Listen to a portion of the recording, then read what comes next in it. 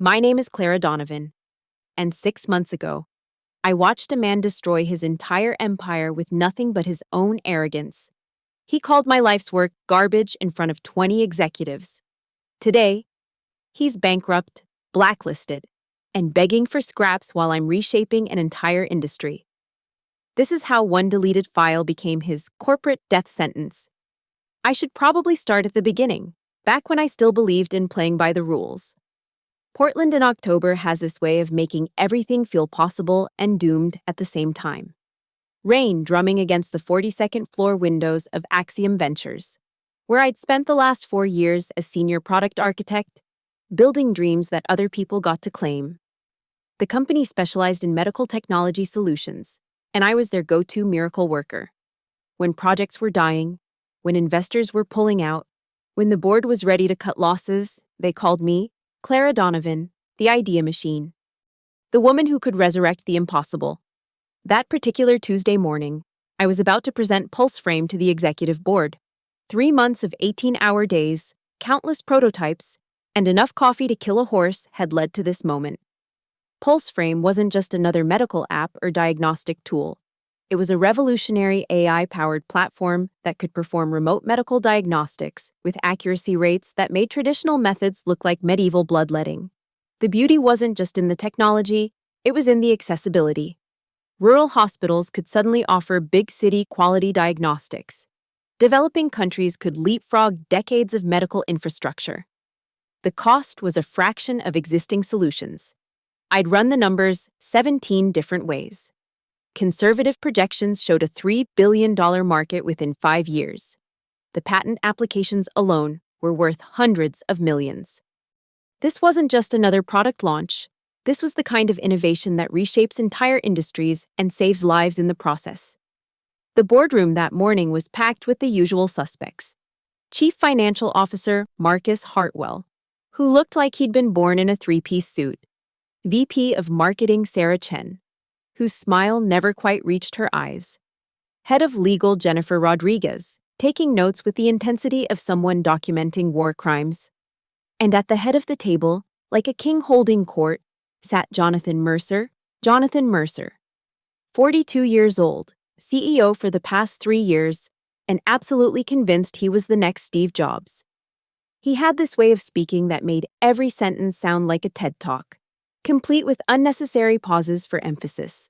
His favorite phrase was disruptive innovation, which he used to describe everything from his choice of breakfast cereal to major corporate decisions.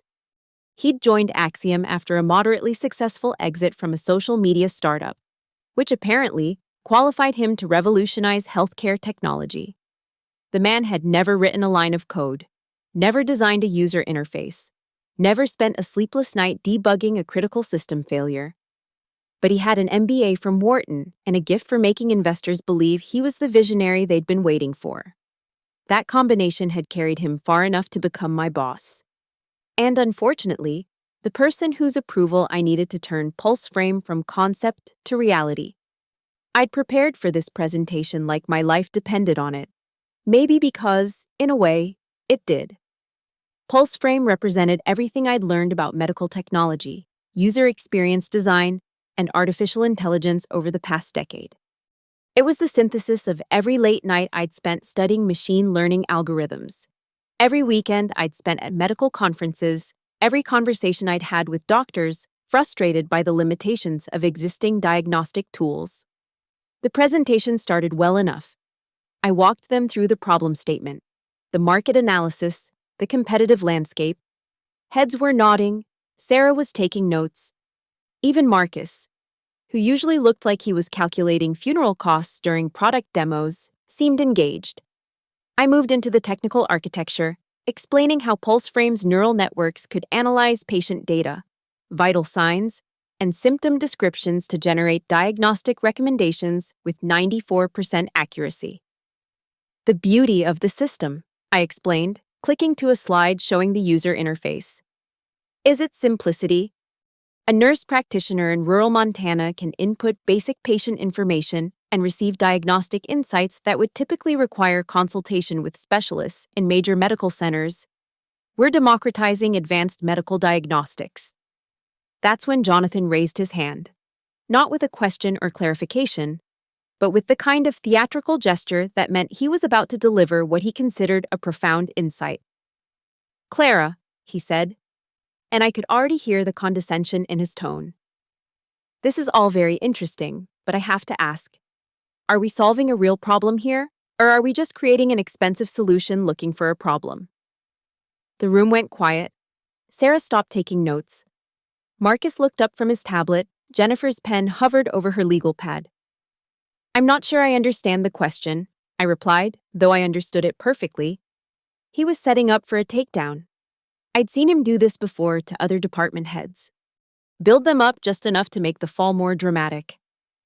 "What I mean is," Jonathan continued, leaning back in his chair with the satisfaction of someone who thought he was about to deliver a masterclass in business strategy. "We already have diagnostic tools. We have radiology systems, laboratory analysis, specialist consultations. The medical field has been functioning quite well without AI diagnosis for, several thousand years."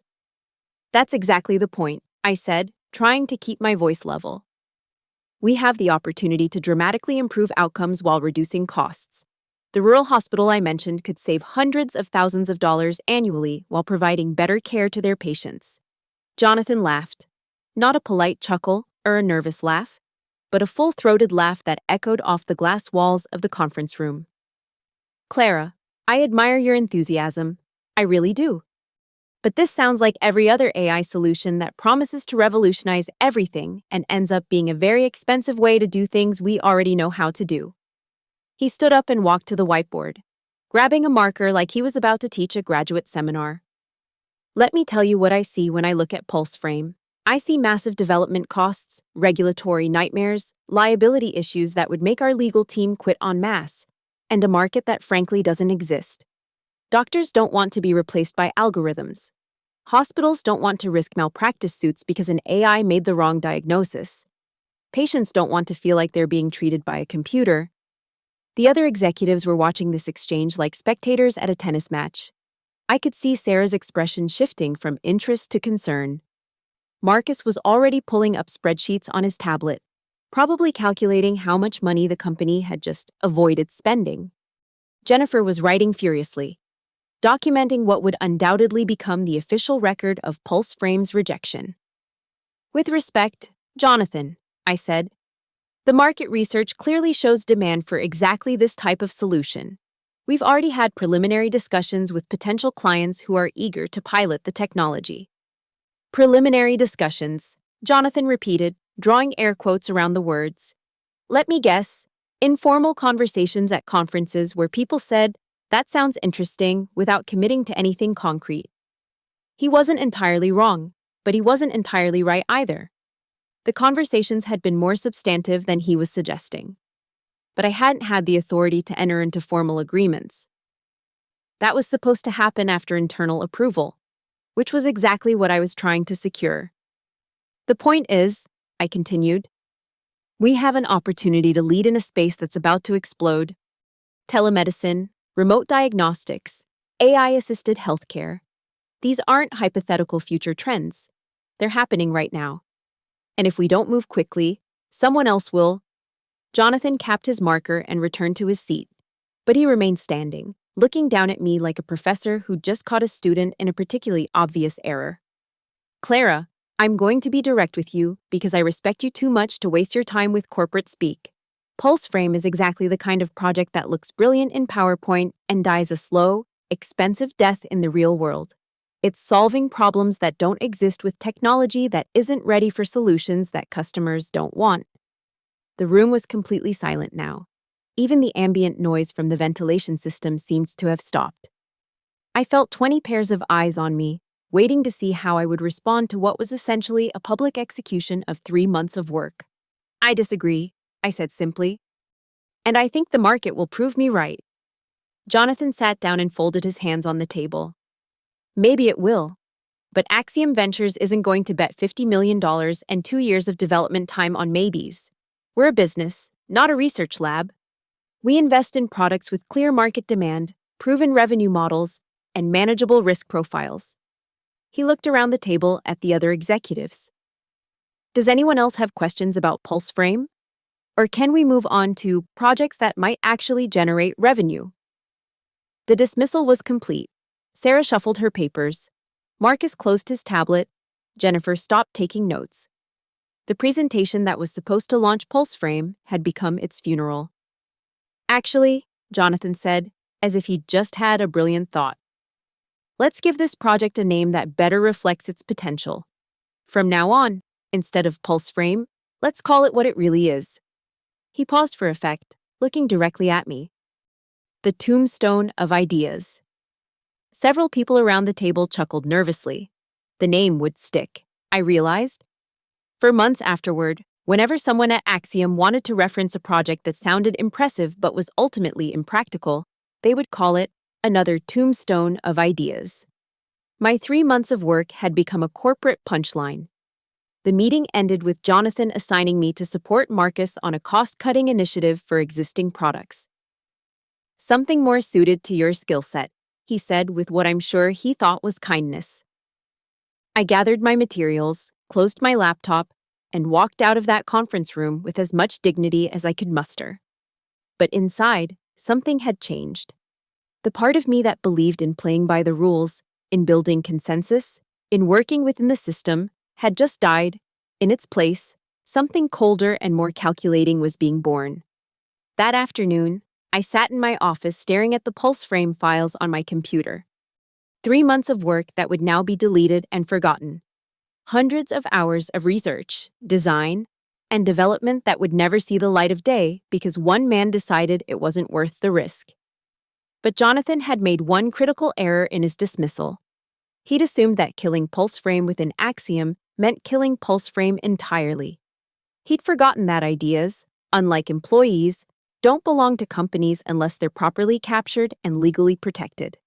He'd forgotten that I owned every line of code I'd written on my personal time, every algorithm I'd developed using my own resources, every innovation that had come from my own research and creativity.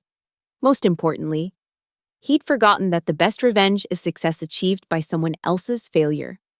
I started by doing something that would have seemed paranoid if anyone had noticed. I began documenting everything. Every email related to Pulse Frame, every meeting note, every recorded conversation where Jonathan dismissed my work.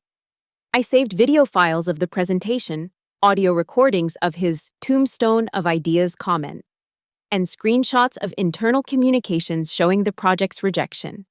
This wasn't just hurt feelings or wounded pride. This was the beginning of something much more systematic. If Jonathan wanted to treat my ideas like garbage, I was going to make sure everyone could see exactly how he'd thrown away something valuable. The next step was more delicate. I needed to understand exactly what rights I had to Pulse Frame's intellectual property. This required a conversation with someone I'd been cultivating as an ally for months. Lauren Tate from our legal department. Lauren was younger than me, maybe 28. But she had a razor-sharp mind for intellectual property law and a quietly rebellious streak that made her perfect for what I had in mind. She joined Axiom 6 months earlier from a boutique IP firm, and I'd made a point of getting to know her over coffee breaks and after-work drinks. Not because I was planning anything specific, but because I've always believed in building relationships with people who might someday be useful. The conversation happened during lunch at a small cafe 6 blocks from the office, far enough away that we were unlikely to encounter coworkers, busy enough that our conversation would be lost in ambient noise.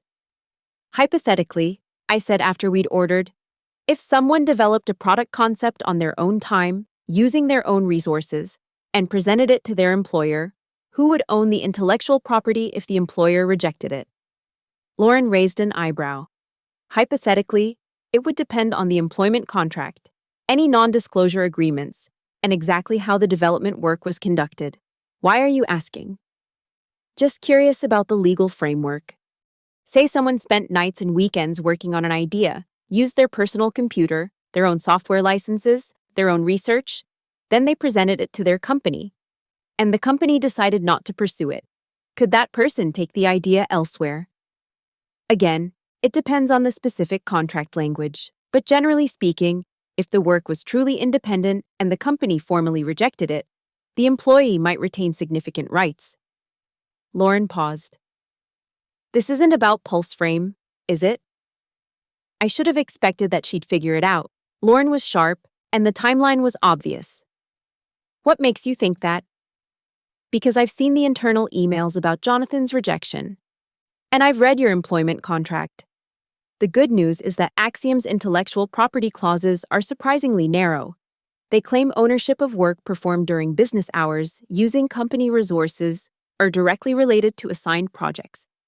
The bad news is that proving your work was truly independent could be challenging. This was the moment I had to decide how much to trust her. Lauren could report this conversation to HR, which would end my career at Axiom immediately. Or she could become an ally in what I was beginning to think of as a longer-term strategy. What if I told you that I had documentation proving that all the core development work was done independently? Timestamps showing work performed outside business hours, personal software licenses, research conducted using non-company resources? Lauren set down her coffee and looked at me seriously. Then I would tell you to be very, very careful about how you proceed. And I would remind you that employment contracts often include non-compete clauses that could complicate any attempt to commercialize similar technology elsewhere. What about Axiom's non-compete language specifically? Standard boilerplate. You can't work for a direct competitor in the same market segment for 18 months after leaving the company. But there are exceptions for innovations that the company has formally rejected. She paused. Why are you asking me this, Clara? Because I think Jonathan made a $50 million mistake, and I want to make sure he pays for it. Lauren was quiet for several minutes, stirring her coffee and thinking. When she finally spoke, her voice was lower, more careful. If you were to pursue something like this, you would need to be absolutely meticulous about documentation. Every email, every timestamp, every piece of evidence that demonstrates independent development. You would need to be able to prove that the company had multiple opportunities to claim the intellectual property and chose not to. And you would need to be prepared for a very expensive legal battle if they decided to fight you. What if they couldn't fight? What if they were too busy dealing with other problems? That, Lauren said, would be ideal. But that kind of distraction doesn't usually happen by accident. She was right, of course. The kind of corporate chaos that would prevent Axiom from mounting an effective legal challenge would have to be created. Which brought me to the second phase of what was becoming a comprehensive plan. The challenge was that simply taking PulseFrame to a competitor wouldn't be enough. Jonathan would claim that I'd stolen proprietary information, regardless of the legal realities. Axiom's lawyers would file injunctions to stop any competing product launch. Regardless of their chances of success, the legal battle would drag on for years, draining resources and preventing PulseFrame from reaching the market. But what if there were no legal battle? What if Axiom was too distracted by other crises to worry about a former employee's side project? What if Jonathan was too busy trying to save his own career to bother protecting intellectual property he'd already dismissed as worthless? That's when I remembered Nathan Bell. Nathan was the CEO of Catalyst Innovations, a Portland-based startup that specialized in healthcare technology solutions. I'd met him at a medical device conference 2 years earlier, and we'd stayed in loose touch through LinkedIn and industry events. Catalyst was exactly the kind of agile, well-funded company that could bring PulseFrame to market quickly and effectively. More importantly, Nathan had built his reputation on identifying breakthrough technologies that larger companies had overlooked or rejected. The approach had to be carefully planned. I couldn't simply email Nathan from my Axiom account or meet him at an industry event where we might be seen together. Instead, I created a generic Gmail account and sent him a message that was vague enough to avoid legal problems, but specific enough to get his attention. The message was simple. I have access to a healthcare AI diagnostic platform that could revolutionize remote medical care. The technology has been fully developed, but remains uncommercial due to corporate politics. Would you be interested in a confidential discussion? Nathan's response came within 6 hours. Always interested in breakthrough healthcare technology. When and where would you like to meet? The meeting was set for the following Saturday at a small coffee shop in Southeast Portland. far from the business district where we might encounter anyone from either of our professional networks. I arrived early, chose a table in the back corner with a clear view of the entrance, and waited. Nathan arrived exactly on time, which I took as a good sign. He was younger than I'd expected, maybe 38, with the kind of casual confidence that comes from successfully building and selling companies. He ordered black coffee and sat across from me without any of the small talk that usually characterizes business meetings. "Tell me about this diagnostic platform," he said. I'd prepared for this conversation by developing a presentation that focused entirely on market opportunity and technology capabilities, without mentioning Axiom or my employment situation. For the next 45 minutes, I walked Nathan through Pulse Frame's architecture, market potential, and competitive advantages. His questions were sharp and informed. He understood both the technology and the business implications. More importantly, he grasped the transformative potential of what I was describing. "This is exactly the kind of innovation that could reshape healthcare delivery," he said when I'd finished. "What's the current status of development?" "The core platform is complete and functional. All that remains is regulatory preparation and market launch." "And why isn't the current owner moving forward?" This was the critical moment. How much to reveal about Axiom's rejection without compromising my position? "The current stakeholder doesn't believe the market is ready for this type of innovation. They've chosen to focus on more traditional products with shorter development cycles." Nathan nodded. "Their loss could be our gain. What kind of partnership are you envisioning?" We spent the next hour discussing terms. Nathan proposed a joint venture structure where Catalyst would handle funding, regulatory approval, and market launch, while I would retain intellectual property ownership and continue development. The revenue split would be 60-40 in Catalyst's favor, which was generous considering they would be taking most of the financial risk. More importantly, Nathan was prepared to move quickly. "If we can finalize documentation within 30 days, we could have Pulse Frame in beta testing within 6 months and full market launch within a year." The timeline was aggressive, but it was exactly what I needed. The longer Pulse Frame remained in limbo, the greater the chance that Axiom would change their position or that a competitor would develop something similar. We agreed to proceed with formal negotiations, contingent on legal review of the intellectual property situation. Nathan recommended his corporate attorney, while I planned to work with Lauren to ensure that all documentation properly supported my ownership claims. The meeting ended with a handshake and a shared sense of excitement about the potential partnership. As I walked back to my car, I felt something I hadn't experienced in months: genuine optimism about Pulse Frame's future. But optimism, I was about to learn, could be dangerous when you're planning corporate revenge. The next phase required the most delicate balance yet. I needed to continue performing my regular duties at Axiom without arousing suspicion, while simultaneously preparing Pulse Frame for commercial launch with Catalyst. This meant maintaining two completely separate professional lives, often within the same 24-hour period. My days at Axiom were spent working on Marcus's cost-cutting initiatives, attending routine meetings, and maintaining the appearance of a loyal employee who had accepted Pulse Frame's rejection with professional grace. I made sure to contribute meaningfully to other projects, volunteer for additional responsibilities, and maintain positive relationships with colleagues. If anyone was monitoring my behavior for signs of disengagement or disloyalty, they would find nothing suspicious. My evenings and weekends were devoted to Pulse Frame development.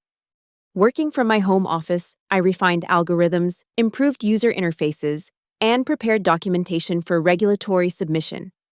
Every line of code was written on personal equipment using software I'd purchased myself. Every research session was conducted using academic databases I accessed through personal subscriptions. Every design decision was documented with timestamps that clearly showed the work was performed outside business hours. The partnership with Catalyst moved forward smoothly. Nathan's legal team reviewed my intellectual property documentation and confirmed that I had strong ownership claims to Pulse Frame's core technology. The formal partnership agreement was drafted, reviewed, and signed within 3 weeks of our initial meeting. Meanwhile, Lauren provided crucial intelligence about Axiom's internal operations. Without directly violating her professional obligations, she kept me informed about budget discussions, strategic planning sessions, and executive team dynamics. The information helped me understand how thoroughly PulseFrame had been dismissed and forgotten within the company. Jonathan hasn't mentioned your diagnostic platform once since the rejection meeting, she told me during one of our coffee conversations. As far as the leadership team is concerned, it no longer exists. This was exactly what I needed to hear. If Axiom had truly forgotten about PulseFrame, they were unlikely to notice when it surfaced elsewhere. By the time they realized what had happened, it would be too late to prevent its launch. The irony was that during this period, I was probably performing better at my official job than I had in months. The secret development work energized me, and the anticipation of eventual vindication made routine corporate responsibilities feel almost trivial. I was helpful in meetings, proactive about problem solving, and consistently delivered high-quality work on assigned projects. Jonathan even complimented my attitude during a quarterly review. I know the PulseFrame rejection was disappointing, he said, but I'm impressed by how professionally you've handled it. This is exactly the kind of resilience and adaptability we value in senior staff. If he only knew what kind of resilience and adaptability I was actually demonstrating. The breakthrough came 4 months after the initial rejection. Just as Catalyst was preparing for PulseFrame's beta launch, I was working late in my home office, finalizing user interface improvements, when my phone buzzed with a text message from Lauren. Emergency, check your email, call me immediately. The email contained a single attachment, a screenshot of an internal Axiom presentation slide. The title read, Q4 Strategic Initiatives, Innovative Diagnostic Solutions. The subtitle read, PulseFrame, Revolutionary AI Healthcare Platform. I called Lauren immediately. He's stealing it, she said without preamble. Jonathan found some old files from your presentation and decided that maybe PulseFrame wasn't such a bad idea after all. The room spun. This was the scenario I'd feared most, the one that could destroy everything I'd built over the past 4 months. How is that possible? He rejected it completely. He called it the tombstone of ideas. Apparently, he's had a change of heart.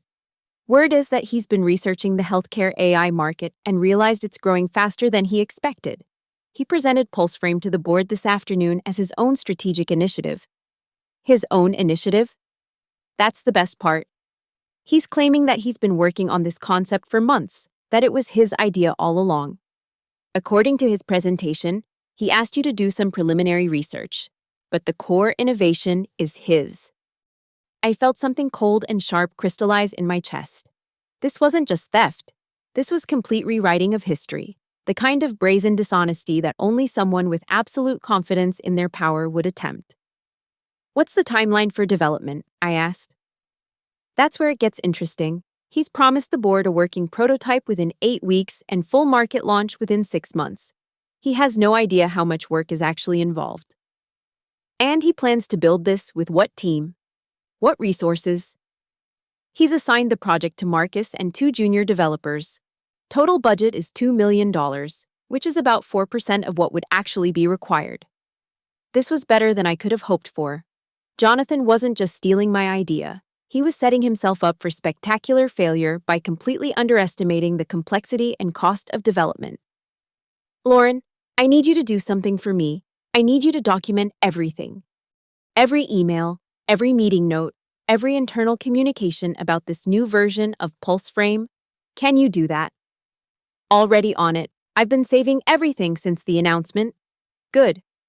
And Lauren, thank you. When this is over, I won't forget who helped me. After ending the call, I sat in my home office for several hours, thinking through the implications of Jonathan's theft. He had just made the critical error that would transform my personal vendetta into his professional destruction. By claiming PulseFrame as his own innovation, Jonathan had created a situation where his reputation and career were now tied to the project's success. If PulseFrame failed under his leadership, he would bear full responsibility for its failure.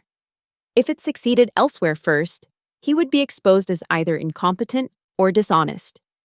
More importantly, his public claims of ownership created legal vulnerabilities that could be exploited when the real PulseFrame launched. If he was going to lie about creating the technology, I was going to make sure those lies were documented and publicized.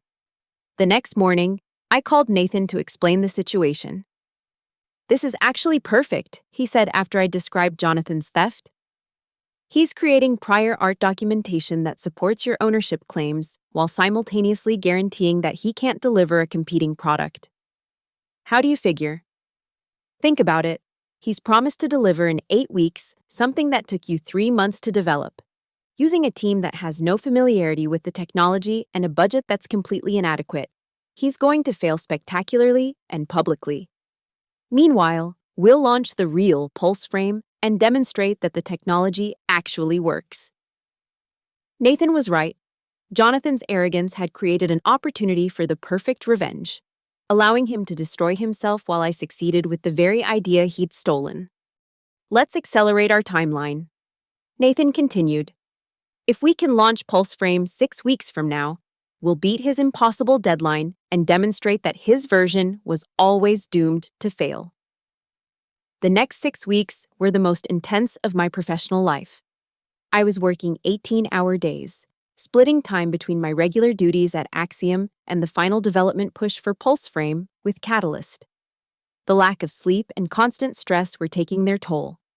But I was sustained by the knowledge that Jonathan was simultaneously struggling with his own impossible timeline. Lauren's intelligence reports confirmed that Axiom's version of Pulse Frame was already behind schedule and over budget.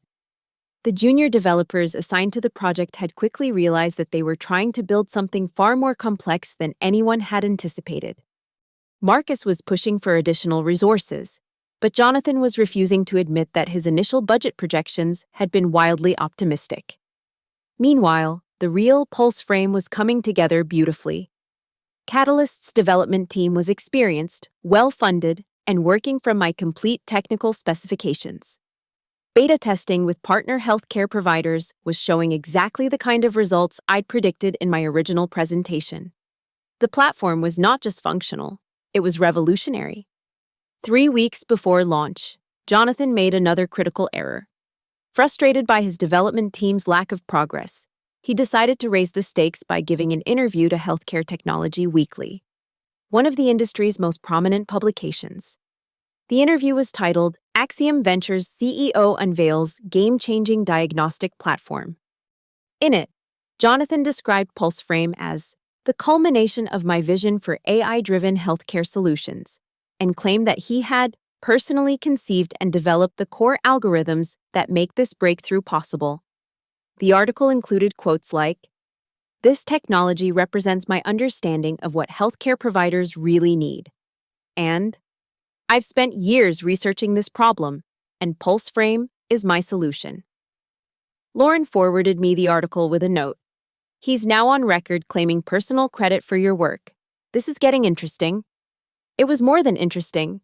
It was the final piece of evidence I needed to completely destroy Jonathan's credibility when Pulse Frame launched under Catalyst's banner. The launch event was scheduled for a Thursday morning at the Portland Convention Center. Nathan had invited healthcare industry media, potential customers, and key stakeholders to witness Pulse Frame's official debut. I would be introduced as the platform's creator and chief technology officer of the new joint venture between Catalyst and my newly formed consulting company. The day before launch, I did something I'd been planning for months. I scheduled a meeting with Jonathan to discuss my future at Axiom Ventures. "Clara," he said as I entered his office, "I'm glad you asked to meet. I've been thinking about your career development, and I have some exciting news." "Oh?" "As you know, we're launching an innovative new diagnostic platform called Pulse Frame. It's the most ambitious project in Axiom's history, and I think you'd be perfect for the development team. Obviously, it would mean working under Marcus's supervision, but it's exactly the kind of high-visibility project that could accelerate your career here." The sheer audacity was breathtaking. He was offering me the opportunity to help develop my own stolen technology under the supervision of someone with no understanding of how it worked. "That's very generous," I said, "but I actually came here to give you my resignation." Jonathan's confident expression faltered. "Resignation? Why? Is this about salary? Title? I'm sure we can work something out." It's not about money. I've decided to start my own consulting practice focused on healthcare technology innovation. Clara, that's a mistake. The market for independent consultants is incredibly competitive, and you'd be giving up the security and resources of working for an established company like Axiom. I appreciate your concern, but I've already secured my first major client. The project launches tomorrow. Actually, something in my tone must have triggered his instincts, because his expression shifted from paternalistic concern to sharp attention. What kind of project? A diagnostic AI platform for remote healthcare delivery. Revolutionary technology that could reshape how medical care is provided in underserved areas. The color drained from Jonathan's face. That sounds remarkably similar to what we're developing here. Does it? How interesting. We stared at each other across his desk for several seconds. He was trying to figure out exactly what I knew and what I was planning. I was savoring the moment when he realized that his theft was about to be exposed. Clara, I hope you understand that your employment contract includes non-compete provisions that could complicate any work in similar technology areas. I've had those provisions reviewed by legal counsel. As long as I'm not working with technology that Axiom has chosen to pursue commercially, there shouldn't be any conflicts. But we are pursuing diagnostic AI technology commercially. PulseFrame is our flagship development project. Then I guess we'll see whose version reaches the market first. Jonathan stood up abruptly. I think this conversation is over. Your resignation is accepted, effective immediately. Security will escort you out of the building. That won't be necessary. I don't have any personal items here that I need to collect. As I walked out of his office, I could see him reaching for his phone. He would be calling his lawyers within minutes, trying to figure out if there was any way to stop what was about to happen. But it was too late. The launch event was in 18 hours, and Jonathan had spent months creating a perfect record of his own dishonesty. The PulseFrame launch event exceeded every expectation. The Portland Convention Center's main ballroom was packed with healthcare industry executives, technology journalists, and potential customers. Nathan's opening presentation positioned PulseFrame as the breakthrough that would democratize advanced medical diagnostics. When he introduced me as PulseFrame's creator and chief technology officer, the applause was genuine and enthusiastic. The healthcare technology community had been waiting for exactly this kind of innovation, and early demonstrations showed that PulseFrame delivered on every promise. My presentation focused on the technology's development history, including the original market research, algorithm design, and user interface creation. I showed slides documenting the timeline of development, from initial concept through prototype to commercial platform. Every timestamp, every version control record, every piece of documentation supported the narrative of independent innovation developed outside any corporate environment. The questions from the audience were sharp and informed. These were people who understood both the technology and the business implications of what we were announcing. Their enthusiasm was infectious. And by the end of the presentation, we had preliminary commitments from 12 major healthcare systems interested in pilot programs.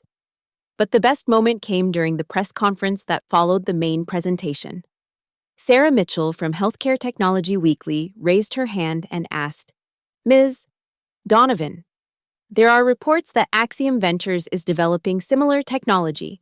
How do you respond to claims that PulseFrame might be derived from their research? I had prepared for this question carefully.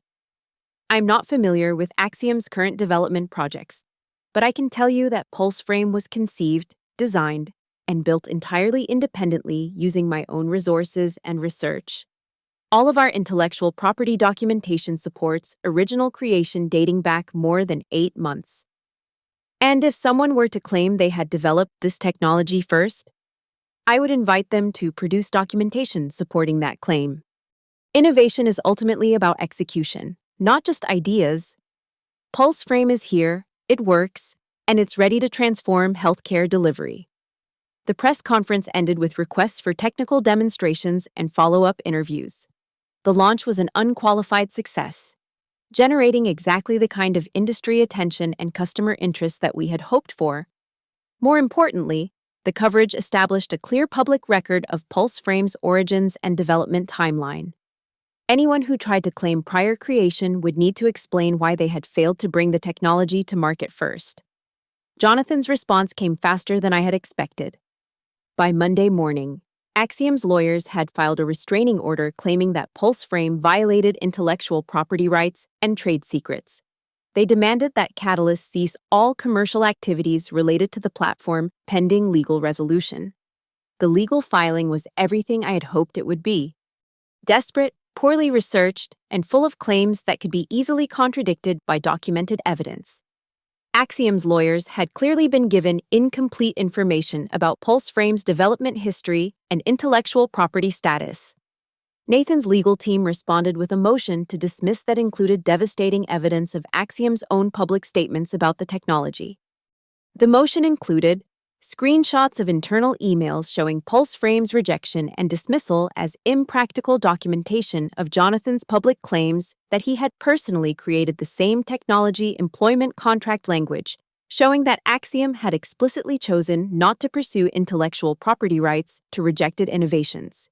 Time-stamped development records, proving that the commercial version of PulseFrame had been built entirely outside Axiom's corporate environment, most damaging of all. The motion included a complete transcript of Jonathan's interview with Healthcare Technology Weekly, where he had claimed personal credit for creating PulseFrame. The juxtaposition of his public claims with Axiom's legal position created an obvious credibility problem that would be impossible to resolve in court. The legal motion also included something that I had been saving for exactly this moment: a complete audio recording of the original board meeting where Jonathan had dismissed PulseFrame as the tombstone of ideas. The recording captured not just his rejection of the technology, but his dismissive laughter and condescending comments about my work. The effect was immediate and devastating. Within 48 hours of the motion being filed, 3 major technology blogs had picked up the story. The narrative was irresistible. Arrogant CEO dismisses employee's innovation, then tries to steal it when competitor proves its value. TechCrunch ran a story titled "The Tombstone of Ideas: How Axiom Ventures Lost a billion-dollar Innovation." The article included quotes from the board meeting recording and excerpts from Jonathan's Healthcare Technology Weekly interview, creating a side-by-side comparison that made his dishonesty impossible to ignore. VentureBeat followed with an analysis piece examining how corporate politics and executive ego can destroy valuable innovations. The author, clearly familiar with similar situations, wrote, "The Axiom Ventures case represents everything wrong with corporate innovation management. When executives prioritize their personal vision over technical expertise, companies lose breakthrough technologies to more agile competitors." But the coverage that did the most damage appeared in Forbes, in a column titled "The $50 Million Mistake: When CEOs Don't Recognize Innovation." The piece examined Jonathan's leadership history and found a pattern of similar incidents where promising technologies had been abandoned due to his poor judgment. The Forbes article also revealed something hadn't known.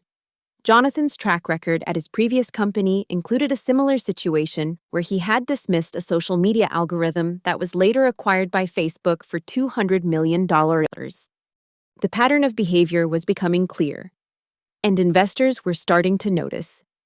Within a week of the legal filing, Axiom's stock price had dropped by 18%.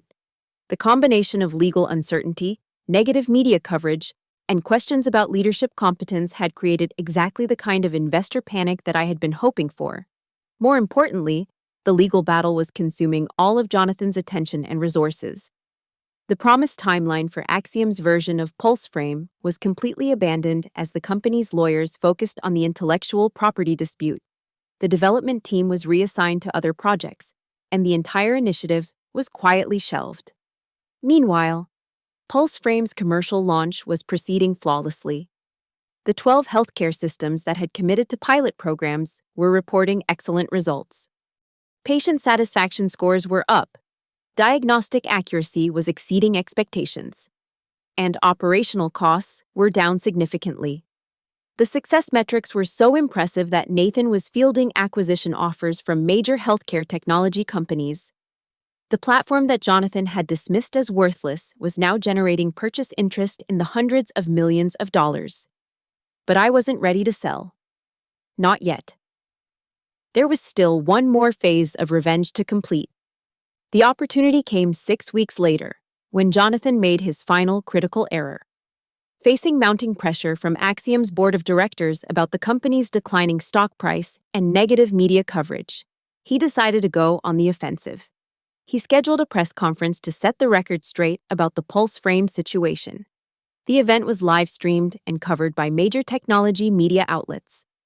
Jonathan's plan was apparently to position himself as the victim of corporate theft and to demonstrate that Axiom's version of the technology was superior to what Catalyst had launched. The press conference was a disaster from the opening statement. Jonathan began by claiming that Pulse Frame was fundamentally based on proprietary research and development conducted at Axiom Ventures under my direct supervision.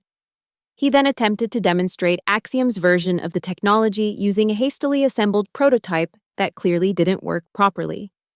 The demonstration failed spectacularly. The diagnostic algorithms produced obviously incorrect results.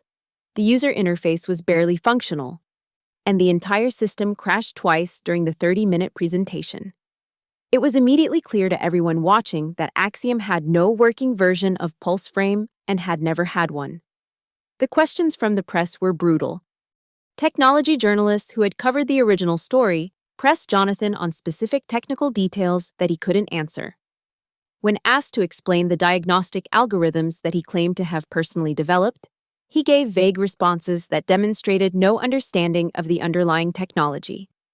The most damaging moment came when a reporter from Wired asked him to reconcile his claims of having developed Pulse Frame with the documented timeline showing that the technology had been rejected by Axiom months before any development work began. Jonathan's response was a rambling explanation that contradicted everything he had said previously. He claimed that the rejection had been a strategic misdirection to prevent competitors from learning about Axiom's breakthrough research. He suggested that the entire public dismissal of Pulse Frame had been theater designed to protect the company's intellectual property. The explanation was so obviously false that several reporters started laughing. The idea that a CEO would publicly humiliate an employee and damage his own company's reputation as part of an elaborate intellectual property protection scheme was absurd on its face. The press conference ended with Jonathan storming off the stage after a reporter asked him directly whether he had ever written a single line of code for any version of Pulse Frame. His refusal to answer the question was answer enough. The coverage of the failed press conference was swift and merciless. Every major technology publication ran stories about Jonathan's obvious dishonesty and technical incompetence. The video of the demonstration failures went viral on social media, turning Jonathan into a laughingstock within the technology community. More importantly, the press conference had provided definitive proof that Axiom had no legitimate claim to Pulse Frame's intellectual property. Jonathan's inability to explain or demonstrate the technology he claimed to have created made it clear that the legal action against Catalyst was baseless. The legal resolution came quickly after that. Faced with mounting evidence of their client's dishonesty and the certainty of losing in court, Axiom's lawyers withdrew their intellectual property claims and agreed to a settlement that included a public acknowledgement that Pulse Frame had been independently developed by me. The settlement also included a non-disclosure agreement that prevented Axiom from discussing the case publicly, which meant that Jonathan couldn't continue making false claims about his role in developing the technology. But the real victory wasn't legal, it was financial. The failed press conference and legal defeat had destroyed what remained of investor confidence in Jonathan's leadership.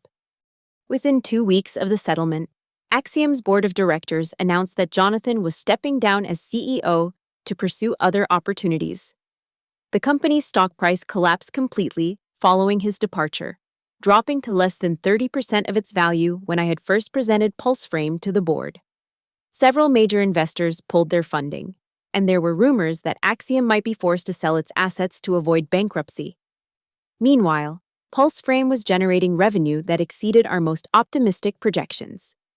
The pilot programs had been so successful that we were receiving purchase orders from healthcare systems across the country. Nathan's projections showed that the platform could generate more than $500 million in revenue within its first 2 years of operation. The contrast was perfect. The technology that Jonathan had dismissed as worthless was now worth more than his entire company. The tombstone of ideas had become the foundation of a business empire, while the man who had rejected it was professionally destroyed. But the sweetest revenge was still to come. 3 months after Jonathan's departure from Axiom, I received an unexpected phone call. The caller identified himself as Marcus Hartwell, Axiom's former CFO, who had been appointed as interim CEO following Jonathan's resignation. "Clara, I know this is awkward given everything that's happened, but I wanted to reach out personally. Axiom is in serious financial trouble, and we're exploring all options for recovery. I was wondering if you might be interested in discussing a potential acquisition of your diagnostic platform technology." The irony was so perfect that I almost laughed out loud. The company that had rejected PulseFrame as worthless was now begging to buy it as their only hope for survival. "I appreciate you reaching out, Marcus, but I'm not sure PulseFrame would be a good fit for Axiom's current portfolio. Clara, I'll be direct with you. We made a terrible mistake with PulseFrame. Jonathan's handling of the situation was completely wrong, and the company has paid a heavy price for his poor judgment. We're prepared to offer a very generous acquisition price if you're willing to consider bringing the technology back to Axiom." "What kind of price range are you thinking about?" "We're prepared to offer $200 million for the complete platform, including all intellectual property rights and future development contracts." The offer was substantial, but it was also desperate. Marcus was clearly hoping that a large enough number would convince me to save the company that had tried to destroy my career. "That's an interesting offer, but I should mention that we've been in discussions with several other potential acquirers. The current market valuation for PulseFrame is significantly higher than what you're suggesting." "How much higher?" "Our most recent independent valuation came in at $750 million, and we have preliminary offers in that range." There was a long pause on the other end of the line. Marcus was probably trying to figure out how a technology that his company had dismissed as worthless could now be worth more than Axiom's entire market capitalization. "Clara, I don't think you understand how serious Axiom's situation is. We're facing potential bankruptcy within 6 months. If we can't generate significant revenue quickly, we'll be forced to liquidate. This acquisition could save hundreds of jobs." "I understand the situation perfectly, Marcus. But I have to ask, why should I care about saving a company that tried to steal my work and destroy my reputation?" "Because you're better than that. Because you understand that there are innocent people at Axiom who had nothing to do with Jonathan's decisions. Because you have the power to do the right thing." It was an interesting appeal, but it was also exactly the kind of thinking that had allowed Jonathan to get away with his behavior for so long. The idea that I should sacrifice my own interests to protect people who had stood by silently while he stole my work and lied about my contributions. "Marcus, I want you to understand something. Jonathan didn't just reject PulseFrame. He humiliated me publicly and then tried to steal my work when he realized its value. The people at Axiom who you're asking me to save watched that happen and did nothing to stop it. Why should I show them loyalty that they never showed me? Because you're successful now. You've proven that Jonathan was wrong, and you've built something amazing. You can afford to be generous. Actually, I can afford to be selective. And I'm selecting not to save a company that tried to destroy me." I ended the call politely, but firmly. There would be no rescue acquisition, no generous bailout, no opportunity for Axiom to benefit from the technology they had rejected. They had made their choice when they chose Jonathan's arrogance over my innovation. Now they would live with the consequences. The final chapter of Axiom's story played out over the following months. Unable to secure the funding needed to continue operations, the company was forced to sell its assets and lay off most of its workforce. The technology portfolio that had once been valued at hundreds of millions of dollars was liquidated for a fraction of its worth. Jonathan himself disappeared from the technology industry entirely. His reputation was so damaged that no reputable company would consider hiring him, and investors wouldn't fund any venture associated with his name. The last I heard, he was working as a consultant for small businesses, a dramatic fall from his former position as a celebrated CEO. Meanwhile, Pulse Frame continued to exceed every projection and expectation.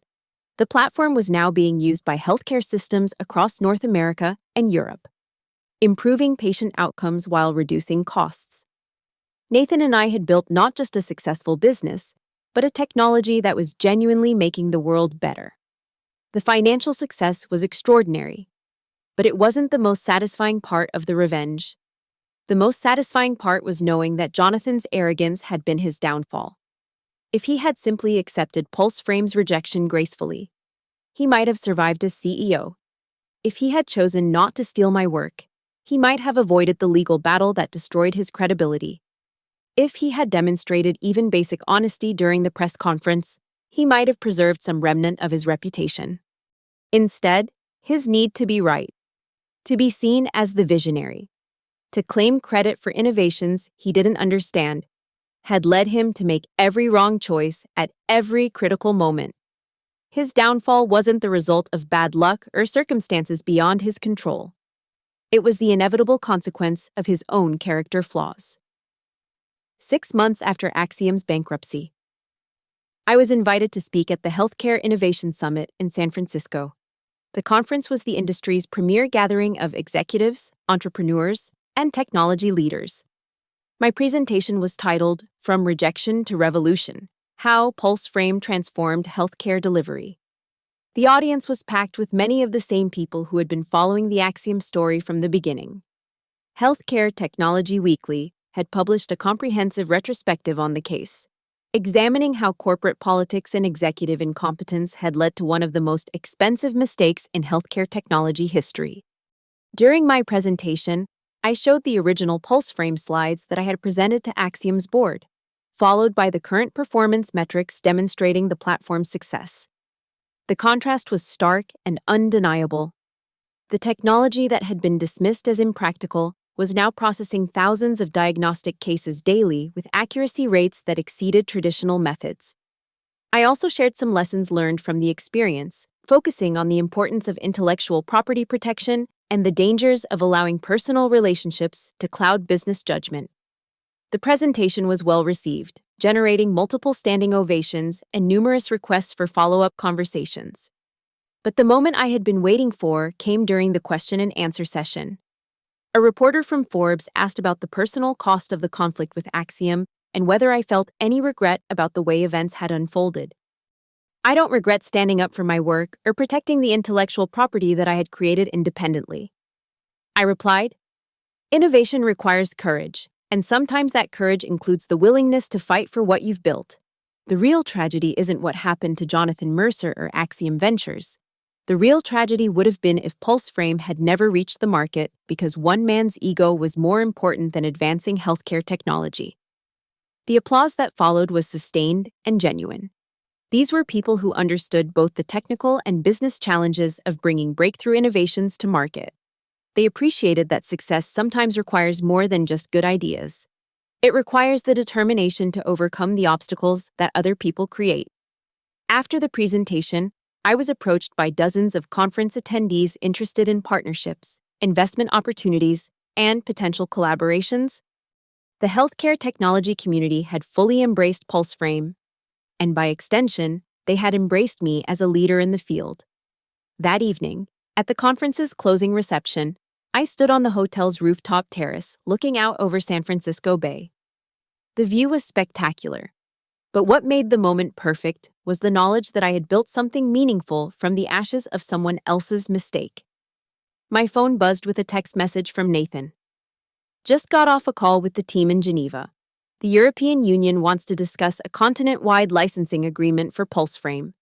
Potential value, $2.3 billion. Over 5 years. I smiled and put the phone back in my pocket.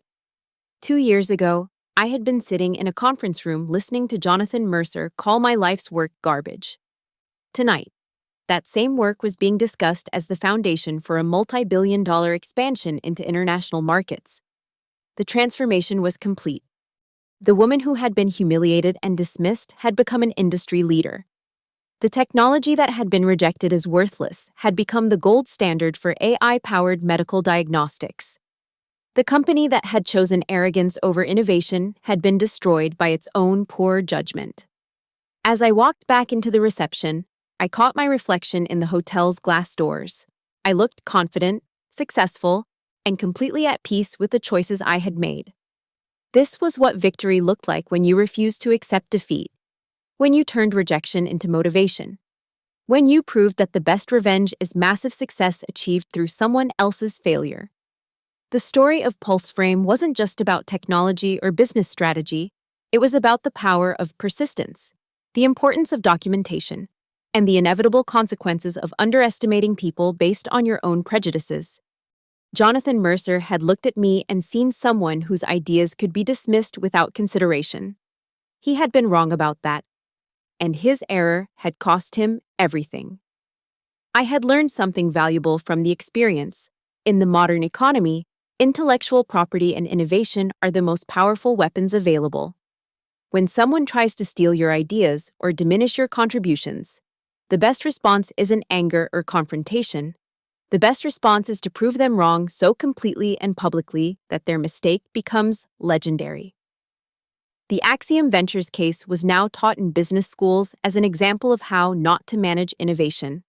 Jonathan's failed press conference was used in crisis management seminars as a demonstration of how executive incompetence can destroy corporate credibility. The tombstone of ideas had become shorthand for the kind of short-sighted thinking that kills valuable innovations. But more importantly, PulseFrame was saving lives. The platform was now processing more than 50,000 diagnostic cases per month, helping healthcare providers in rural and underserved areas deliver better care to their patients.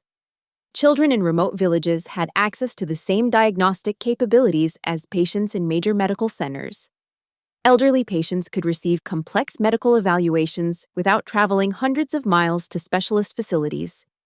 The technology that Jonathan had dismissed as solving problems that didn't exist was now solving problems that affected millions of people worldwide. The innovation that he had called impractical was now being implemented by healthcare systems across 6 continents. The idea that he had labeled as worthless was now worth more than most Fortune 500 companies. As I drove home from the conference, I thought about the moment in that Axiom boardroom when Jonathan had laughed at my presentation. He had been so confident in his judgment, so certain that his experience and position gave him the authority to dismiss innovations he didn't understand. His arrogance had blinded him to the possibility that he might be wrong, and that blindness had led directly to his downfall. The lesson wasn't just about corporate politics or technology development. It was about the fundamental importance of remaining humble in the face of innovation, of listening to ideas even when they challenge your assumptions, of recognizing that breakthrough thinking often comes from unexpected sources. Jonathan Mercer had failed to learn that lesson, and his failure had become my greatest success. He had laughed at my failed idea, and now he was bankrupt and blacklisted while I was reshaping an entire industry. The irony was perfect, the justice was complete, and the revenge was sweeter than anything I could have imagined when I first walked out of that boardroom 6 months earlier. They say success is the best revenge, but I had discovered something even better. Success built on someone else's spectacular failure, achieved through their own poor judgment, and documented so thoroughly that the story becomes a cautionary tale for future generations. Jonathan Mercer had wanted to be remembered as a visionary leader who transformed healthcare technology. Instead, he would be remembered as the man who threw away a billion-dollar innovation because his ego was bigger than his intelligence. And every time someone used PulseFrame to save a life or improve patient care, they would be benefiting from the technology that Jonathan Mercer had called the tombstone of ideas. The tombstone, it turned out, was his